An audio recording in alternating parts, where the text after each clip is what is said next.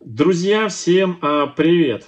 Сегодня я продолжаю поливать свои орхидеи и, пользуясь случаем, поливаю вот эту вот красотку. Что это за орхидея, я покажу, мы сделаем обзорчик подробный этой орхидеи. Но именно вот на примере этой орхидеи я хотел бы ответить на несколько вопросов. Первый вопрос. Что будет с орхидеей, у которой нету точки роста? Имеется в виду, что будет с самой орхидеей. Понятно, что она может выпустить детку. Это вот одна из зрительниц хороший такой вопрос задала.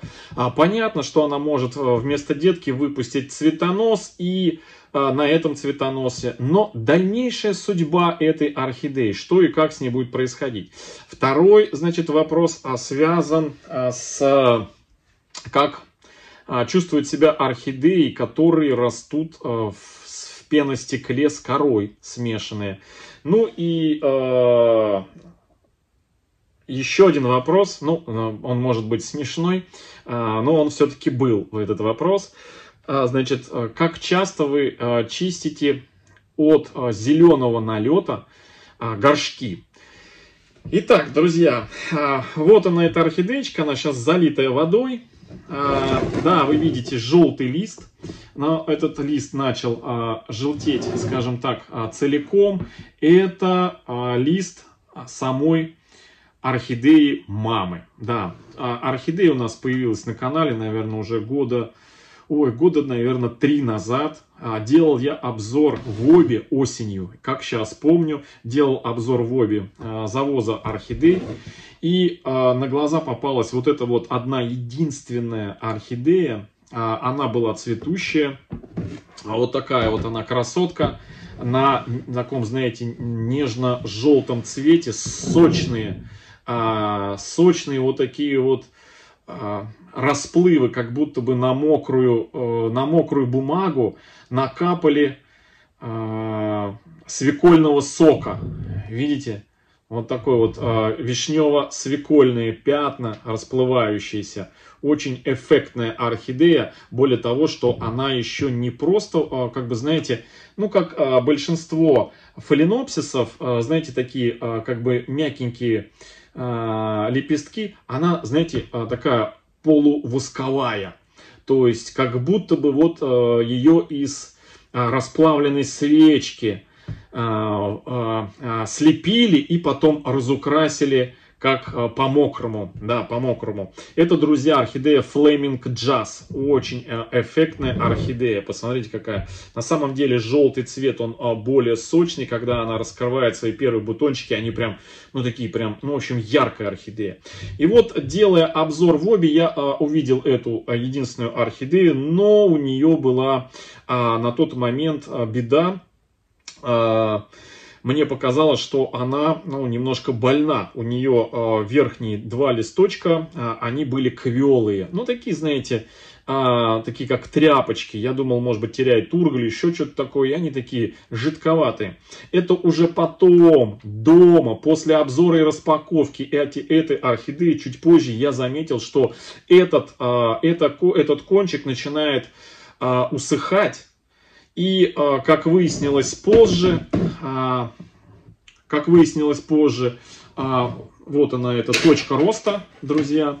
Вот она, эта орхидея сама по себе. Значит, вот один остался от этой старой орхидеи листок. И вот он, второй листок, который вот он отсыхает. И вот она, точка роста с тем самым верхним листочком. Как оказалось, этот верхний листочек просто был выломан. Это, кстати, тоже задают вопрос нередко в нашей группе «Орхомания». Вопрос: ой, девочки, что делать? Я сломала листик. Вот. Тут центральный новый листик. Тут вопрос, насколько глубоко обломился этот листик. Если листик обломился до точки роста, то ничего страшного нету. Из точки роста вырастет новый листик, все будет хорошо. Но бывает так, что листик прям ломается с самой точкой роста, то есть прям выламывается центр. То будущее этой орхидеи уже предрешено, что она либо выдаст детку, либо выдаст цветонос, на котором будет появиться детка, либо эта орхидея рано или поздно отправятся в Орхурай, потому что у листьев имеется свой ресурс.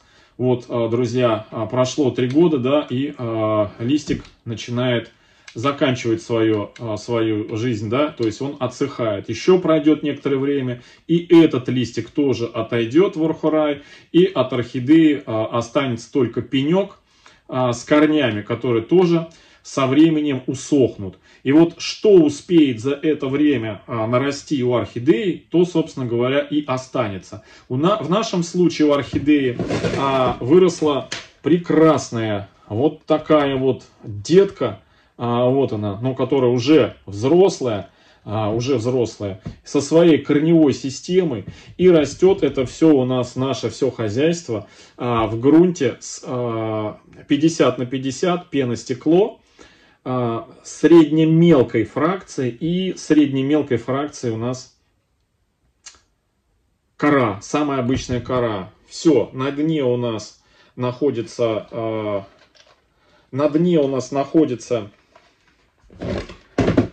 керамзит,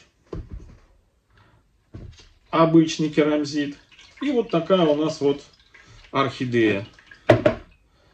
Сейчас я вам покажу поближе. Вот вы видите, за 3 года она у нас появилась и детка, и эта детка нарастила корневую систему. У нас есть отдельно плейлист про эту орхидею, который так и называется, Flaming Jazz.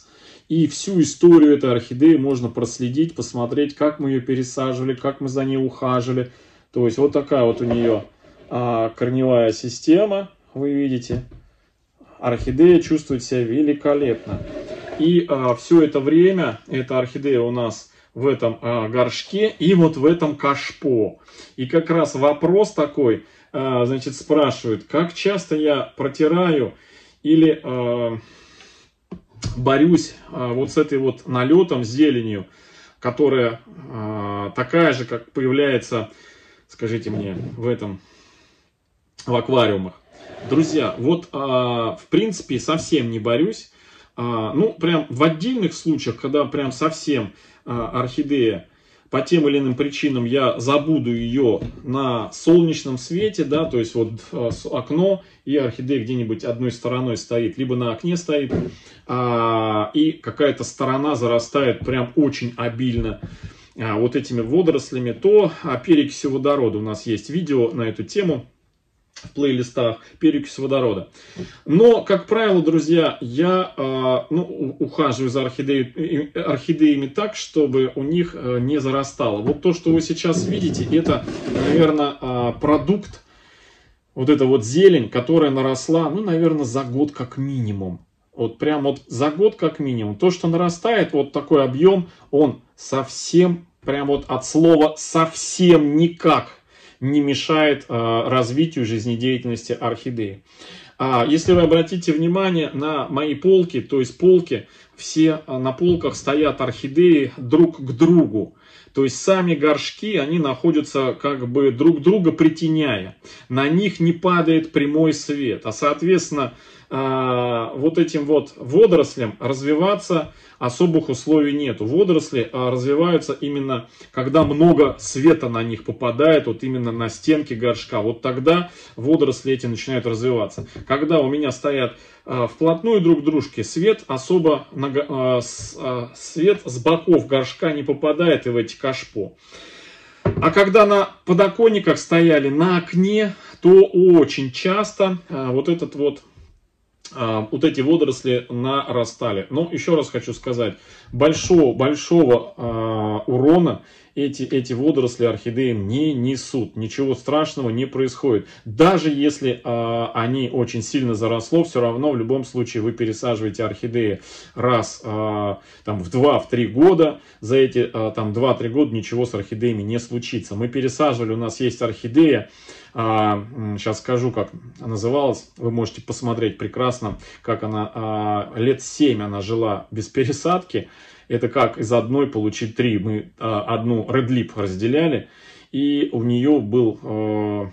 она все эти 7 лет стояла на подоконнике. И у нее в палец, наверное, толщиной с одной стороны нарос вот этот вот водоросли. И ничего страшного с орхидеей за это время не произошло. Она, в принципе, себя нормально чувствовала. То есть, это я не к тому, что надо столько лет держать орхидею. Это я как пример того, что с орхидеей в водоросли особо страшного ничего не произойдет. Единственный момент, что, конечно, если совсем вот в такой в палец по всей окружности будут водоросли, то, конечно, просто корни орхидеи не будут получать кислород, который будут съедать эти водоросли. Но, тем не менее, орхидея, она питает не только корнями этот кислород и питательные вещества, но и целиком и полностью, и листьями, и всеми своими частями. В общем, как-то так. И возвращаясь к ответу, как часто я борюсь и чищу вот эти вот водоросли, друзья, в кашпо, ну, может, раз в год я их мою. И все, друзья, больше я особо не заморачиваюсь. Ну, вот раз в год мою, но вот на самом горшке, вы видите, тут особо никаких водорослей нету. То есть, вот за все время, вот сколько, 3 года растет эта орхидея у нас в этом грунте, вот, собственно, вот такое состояние, ничего плохого с ней не происходит. В общем, друзья, будущая орхидея, которая я... с потерянной точкой роста, с потерянной, будущее, естественно, у нее предрешено, друзья. Спустя несколько лет она закончит свое существование, если не выдаст вот такую вот детку. Кстати, еще был вопрос такой, обязательно ли отсоединять детку от материнского растения или от пенька? Нет, друзья, совсем не обязательно. Можно, вот как я, оставлять.